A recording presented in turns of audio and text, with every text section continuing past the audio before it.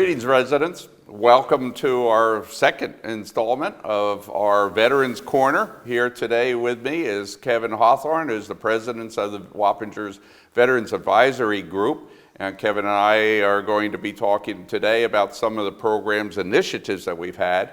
And it's our goal and objective to have different people come in and speak in the future. I think we're going to try to post out there on our social media, our town website, somewhat of an agenda of what the next events, topics that we'll be speaking, so people that have interest can spread the word and get that particular group of the community out here. But today we want to talk about what we're doing, what programs may be available for veterans, and this is particularly since they face many different challenges on a day-to-day basis. We have mental, physical, just getting to doctor's appointments or getting food.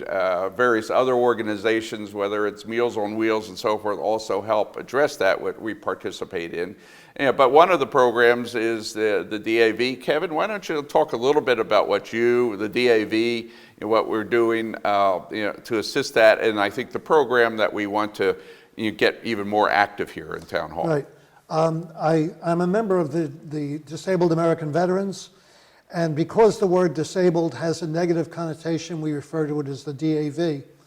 And we operate out of Castle Point VA Hospital, and I am one of the department service officers, meaning I'm state certified in New York, to help veterans not only fill out their disability paperwork, but to help families who are faced with their veteran having deceased, having passed on, and they're entitled to benefits that they're not aware of. At the same time, what I'm trying to do is I'm trying to expand the DAV presence at Castle Point to help more veterans face their right, actually take advantage of their rights. Right. Because the government does want to help the veterans. The veterans need to come to somebody like the DAV or the American Legion for assistance in realizing all of their benefits. So trying to get disability benefits, but if, for example, somebody was at one of the burn pits and doesn't know how to get funding, medical aid and assistance, the government, as Kevin says, has put a lot of money into this. But this is the vehicle, just like town government is for issues within our parameters, for you veterans to learn more about, what are your rights, as a vet, as a citizen, here in this great country. Now we realize that veterans have been coming home from war for a couple of centuries now. We all understand that the Vietnam veterans came home to the United States without a real welcome, and we've been having a memorial ceremony for that very purpose on March 29th, which we planned for this year as well, our second anniversary of doing that, which will be the 51st anniversary of that commemoration. We realize that veterans have a hard time transitioning to civilian life because every moment of their military life, more or less, is being told exactly when to do what and how. They are well trained. So when they get back to civilian life, there's an awful lot of insecurity. And their families also aren't trained or prepared to how to deal with that, right? So there are a lot of programs in the VA who are trying to help the veterans adjust, as well as to society, to their problems that they may have encountered overseas, things that they can't unsee, things that keep them awake at night. That leads to veteran suicides quite often, and very serious. There's talk about 18 veteran suicides a day, or even more than that. Yeah, we don't know the full number because a lot of it is unreported. Families don't report it. So, so I think as a resource we have Castle Point, but certainly part of my vision is if we are able to get this Veterans Museum at Carnwath, in the town, that I also want it to be a living museum, so that then there could be an office there. Of course, we already have the administration building. We have other ways that we can help that, and programs, for the living, not just the veterans that we have represent. Well, a lot of our banners are actually living, or the recognizing of their heroic efforts in serving our country. Just briefly talk about, again, the banners, how people can access, the applications, and then, our Memorial Brick Program.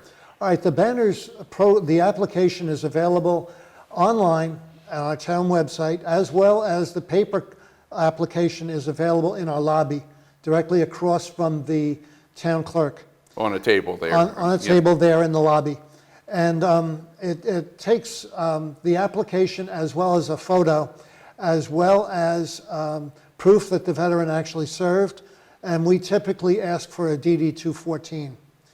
There is currently a price of $200 for the banner, but unlike other communities, we offer a double-side banner, Yeah, which it's wonderful. some veterans have chosen to have their husband and wife, the grandma and grandpa, or mother and father Or you on the could other do side. father, grandfather, Exactly. as There's well. one fellow, his banner is on 9D, Tom Cantarella, and he is on one side as a veteran and one side as active duty.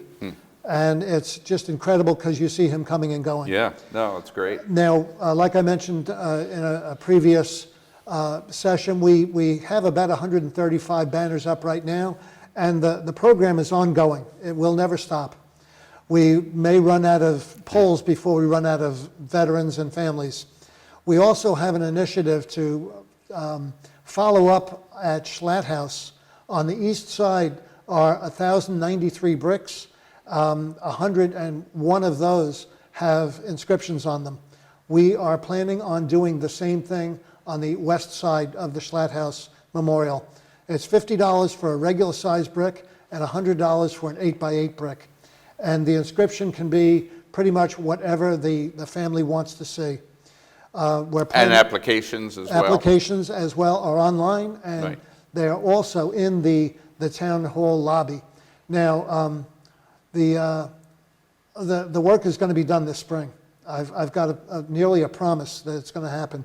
We've been collecting applications for that for 2 years, and I've been holding people off, Right. but it will finally come to fruition. Yeah, yeah. No, it's a great tribute. And again, that memorial site, we're very proud of, and hold our, several of our services there. I think this year, we also will be doing another, respectful, burn of Exactly. the American flags, of the cotton ones. And Kevin and I have been talking about doing a nice permanent, burn pit, there that we can incorporate into the memorial site. So, most important, how can people contact you if they want to volunteer? I mean, what do we do? Of course, they can come in and see me at my office, but what about you? Well, they can call me, they can email me, they can stop by. The best place to actually volunteer or do anything with the township or with the WVA is to contact the town clerk's office, because they are obviously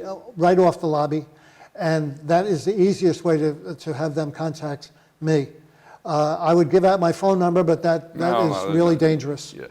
And I have 4 different websites, but 3 of them are for business. Yeah. So the easiest way is either use our town website, stop in the supervisor's office where Maria is ready, willing, and able Yep. to take any questions, Sure is. or stop by the town clerk's Yeah. office.